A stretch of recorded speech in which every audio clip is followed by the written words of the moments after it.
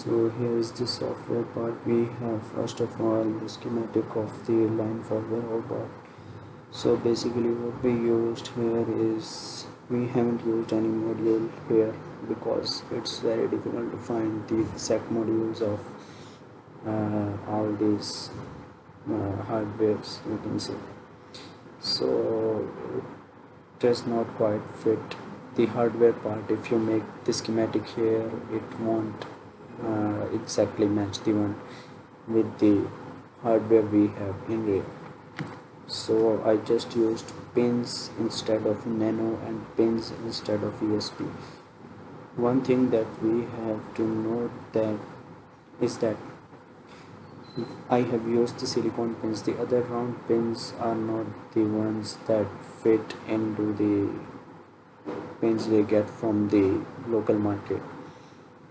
So basically, as you can see here, it's made to look very simple and so that you can understand it very easily.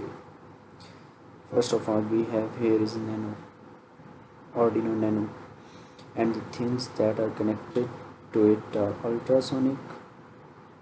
Then we have current sensor INA1219, and then IR array, and then motor driver. These four things are connected to Arduino Nano. The ultrasonic one is connected to here. You can see that A2, A3, and then nano VCC. Here VIN is going here, and here is ground, common ground. So we are giving an analog pins to the ultrasonic sensor. Same is the case with the current sensor. We are giving analog pins A4, A5, ground, and nano VCC, which is VIN, to the current sensor to get the values and all. And then we have IR array, in which there is a mixture of analog and digital pins. So yeah, here we have these two are digital pins connected to it, and these three actually, and the rest two are analog pins. Then we have motor driver. So you have to give PWM pins to the motor driver for it to work. So here we have D6 PWM, which is here, D5 PWM, which is connected here, and then D2, and what else, D9. They are all PWM. The rest are common digital pins that we have connected with it. This side of motor driver goes right into the two motors. Here is the right motor, motor 1, and here is the left motor, motor 2, and the plus minus of, you can say, motor 1 and motor 2. Then this one is connected to the 5-volt input of the Arduino Nano, and this one is connected to here, the voltage we are getting from battery. This connects here, right here. Here it will connect like this. So here is the battery terminal, from which one side is obviously ground and the other one first goes into two voltage regulators. Both voltage regulators are separate. For first we have one for ESP and the other for nano. So from here it goes straight into the Arduino Nano. Here this one goes into the nano, and this one is for ESP, to make sure that it does not get burned or it does not get fluctuations in it. Then we have SD card connected to the ESP. We have used the digital pins like this D23 and D19, D18, and all the digital pins are connected to SD card. Then we have this VIN connected right here, and this is the common ground.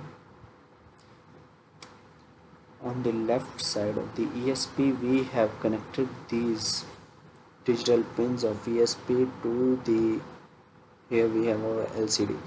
So they are connected to our LCD like D35, D32, D33, and D25, D26, D27. All the LCD whole LCD is connected right here, and then we have this motor VCC ESP, which is actually the V in of ESP connected right here, and these two are ground, the brightness one and the common ground, both are here ground. So that is pretty much it from the schematic part. Let's move on to the PCB layout and see real good what's going on. So yeah, here you can see it and understand it better. So first of all, we have battery. From the battery we have voltage regulator, 5 volt here and 5 volt here. The output, they give the output of 5 volt. So from the battery, one part goes here right into the voltage regulator, and then the voltage regulator goes right into the V in pin of the nano. And on the right side here we have the voltage regulator for ESP. The battery, other part of battery goes right into the ESP voltage regulator, and then into the V in pin of the ESP, and then this here is SD card connected to the ESP. Here you can see, and yeah, here we have LCD connected to the ESP part, and there is the motor driver connected to our Arduino Nano. Here you can see the pinouts exactly, D5, D6. This is a jumper wire that we had to connect, and this one too. Here you can see D8, D9, all these pins named are connected right here to the motor driver, and then there is a current sensor here and ultrasonic sensor here and Arduino sensor here. Then we have the name of our team here, right here, Team Technology. So yeah, this is the PCB layout of our board, you can see this whole. Let's move on to the program part. Here we have the written part of our. So this whole code is for Arduino Nano. First of all, we have declared pin numbers to the, and they are constant motor driver pins. We have declared these pins to the motor driver pins. Then we have declared the IR array pins, then ultrasonic pins, then current sensor pins, and we have stored a constant value in all of these still here, like here. Everything we have given a constant value to a variable that cannot be changed later on. So in void setup, what we have is, let me see, yeah. So in void setup, what we have is, first let me zoom in. If it does, it's not zooming in. Yeah, forget it. So in void setup, first we have a pin mode, and here are the motor driver pins that we have declared as output. As you can see from here, AIN1, AIN2, and all those are declared as output. Then we have IR array sensor, the IR array sensor pins, which are declared as input. Then we have different, you can say here we have ultrasonic sensor and current sensor and all the other things. Then comes to the void loop, where our for function, you can say, runs. First of all, we have the code here of ultrasonic sensor. So if distance is, we have set a distance of, you can say, obstacle distance was like, let me see what it was, yeah, 20. So I guess it was 20 centimeter, and if it's within 20 centimeter and it detects it, then the ultrasonic, here I will show you below the code, turn 180 degree. So it will turn 180 degree until a black line comes again, and if there is no object, then the line will follow as usual. A if else statement is used here. Then we have used a millis function, which is, you can say, a delay, basically a delay, but it works better. sorry for the interruption. Then we have a serial path, serial print. Here this one is the code for sending data to the ESP and then printing it right on the LCD.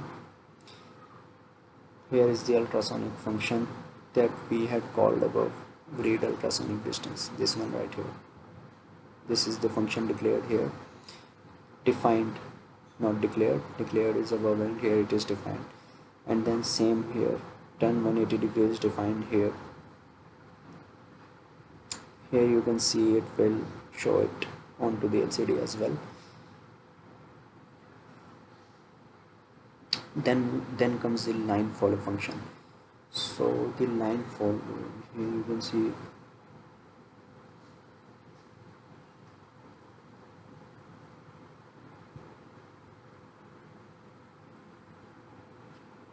so here right we have the IR sensor pins which will be reading, and then here we have used if else statements. First we have used it for the forward. If there is only the middle sensor which is low, which is, you can say when it's low it means it is on black line. So when it is on black line it will move forward. If S2 and S1 and this all right here is, you can say, the it will be very difficult to explain without showing you the hardware right along with the code. So let's just say if one sensor is here, then it will move forward the middle sensor. Then when it's the left two sensors are low, then it will move right. If the left and the one in the most left and the middle sensor is, you can say, low, then it will move to the right and vice versa, all that. Then here are the functions declared, what to do during when the forward function. So the forward function, here we have written one as high and the other AIN2 as low. Basically these two are the motors, this one right here and this one right here, so both motors will run. Then we have a slide left function which will be used for curve, and slide right as well. Then we have turn left and turn right which will be used for sharp turns. And then we have the motor stop function. So yeah, the motor stop function will definitely stop if anything, you can say, on the black line when everything is low. You can say, you see here these two are low and these two as well. If every sensor is low, it will be like this. So that's it from my part. Thank you for watching.